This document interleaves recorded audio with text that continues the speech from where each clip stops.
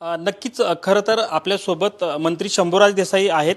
साहेब, खरं तर 3 कोटी मराठे हे 20 जानेवारीला अ, मुंबईमध्ये दाखल होणार असा जारांगेचा इशारा आहे. 1 तास देखील 20 जानेवारीच्या पुढे देणार नसल्याचं एकूणच ते म्हणतायत.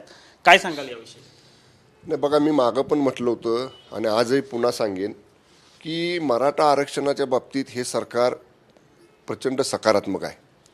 राज्याचे प्रमुख माननीय मुख्यमंत्री एकनाथजी शिंदे साहेबांनी अनेक वेळा ही भूमिका सरकारची स्पष्ट केलेली आहे की कायमस्वरूपी टिकणारं आणि कुठंही त्याला पुन्हा कसली कोर्टाची बाधा येऊ नये असं कॉन्क्रीट मराठा आरक्षण हे आपण देण्याचा निर्णय सरकारने घेतलेला आहे. याच्यासाठी मी परत परत सांगेन की जे डेडिकेटेड कमिशन आहे, ज्या कमिशनच्या रिपोर्टच्या आधारे हे सुप्रीम कोर्टापुढं आपल्याला साबित करायचं आहे की मराठा समाज हा आर्थिक मागास आहे, शैक्षणिक मागास आहे आणि सगळ्याच बाजूनं किती प्रमाण असं गरीब लोकांचं मराठा समाजामध्ये आहे. दुर्दैवानं पूर्वी जो काही अहवाल गेला किंवा रिव्ह्यू पिटिशनमध्ये ज्या काही गोष्टी मांडल्या गेल्या त्याच्यामध्ये ह्या गोष्टी आल्या नाहीत. आता आपण राज्य मागास आयोगाचं पुनर्गठन केलं, नवीन माननीय सदस्य आणि अध्यक्ष नेमले आणि डे नाईट त्यांचं काम सुरू आहे.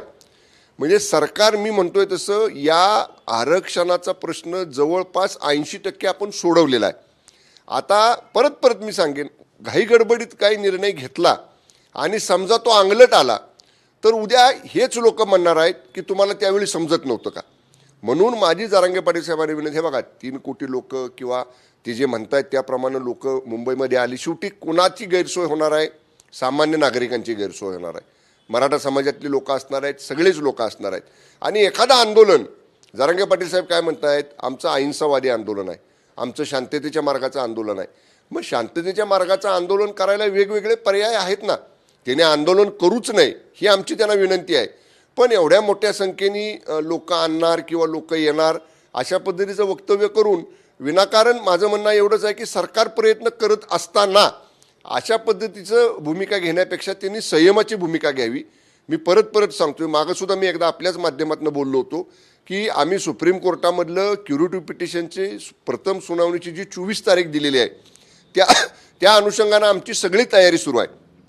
जे हायलाईट पॉईंट्स करायचे आहेत त्या सगळ्या गोष्टीची आम्ही तयारी केली. ॲडव्होकेट जनरल आपले राज्याचे ते करतायत, जी लिगल टीम आपली आहे ते करतायत, जे आपण 3 जज लोकांचं मार्गदर्शन मंडळ नेमलं आहे त्यांचं आम्ही वेळोवेळी त्यांच्याशी चर्चा करतोय. सगळ्या बाजूनं आमचे प्रयत्न सुरू आहेत. त्यामुळं माझी, जसं अनेक आमच्या माननीय मंत्री महोदयांनी विनंती केली जरांगे पाटील साहेबांना, तशी मी सुद्धा करेन की अशी भूमिका घेण्यापेक्षा त्यांनी संयमाची भूमिका घ्यावी. आणि 3 कोटी लोक ते म्हणतात त्याप्रमाणे मुंबईमध्ये येतील तर ही शेवटी गैरसोय सामान्य लोकांची होणार आहे, मुंबईकरांची होणार आहे, येणाऱ्या लोकांची होणार आहे.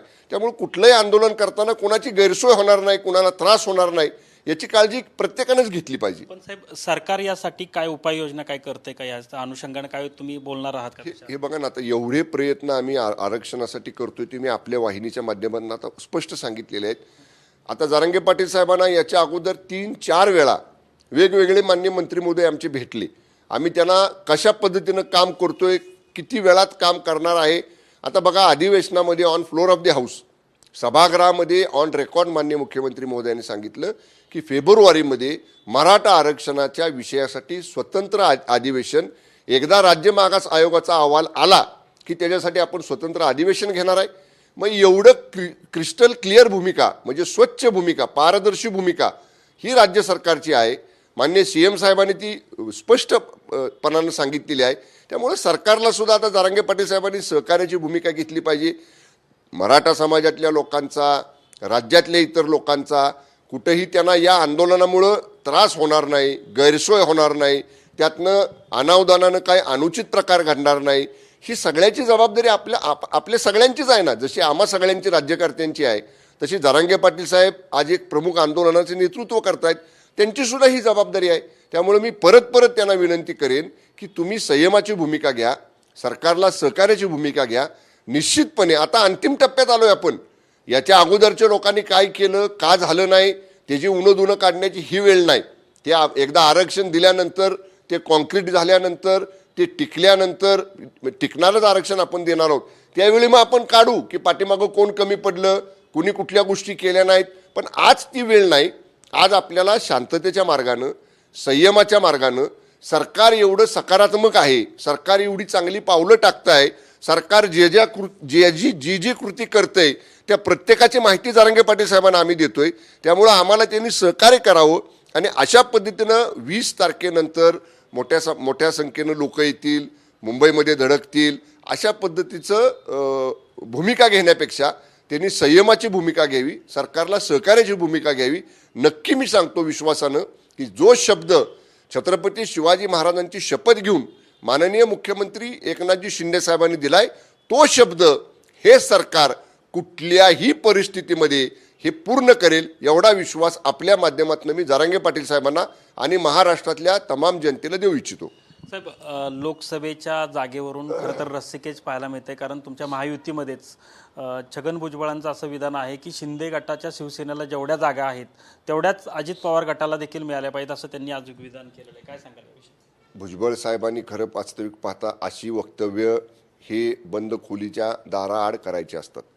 महायुतीमध्ये कुठल्या पक्षाला किती जागा मिळणार, कुठल्या पक्षाचा किती वाटा असणार, हे महाराष्ट्रामध्ये ठरवायचा अधिकार हा माननीय एकनाथजी शिंदेसाहेब, माननीय देवेंद्रजी फडणवीस साहेब आणि माननीय अजितदादा या 3 जे प्रमुख आहेत या तिघांना आहे.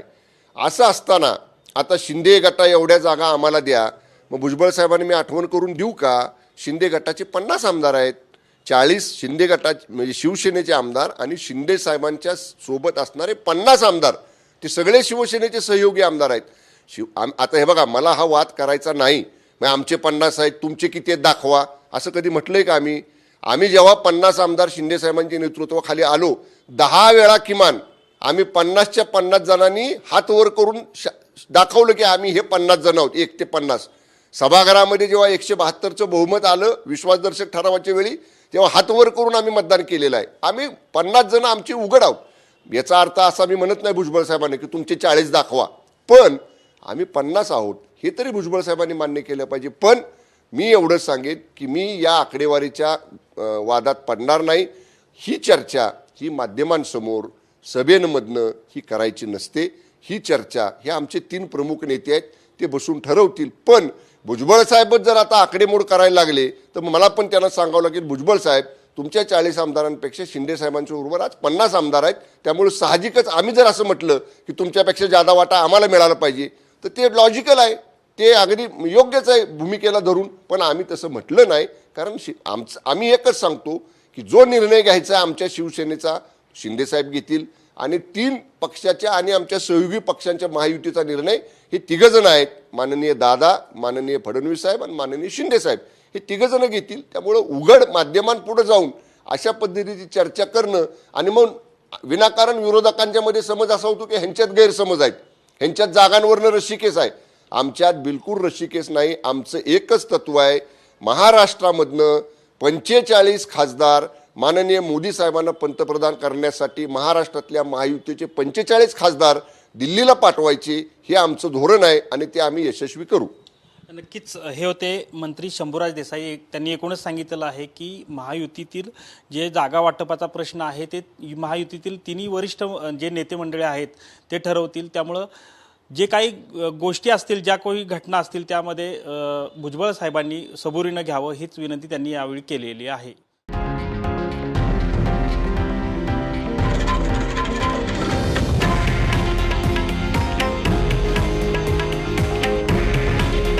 हे आहे देशातील नंबर 1 न्यूज नेटवर्क आणि आपण पाहत आहात TV9 मराठी.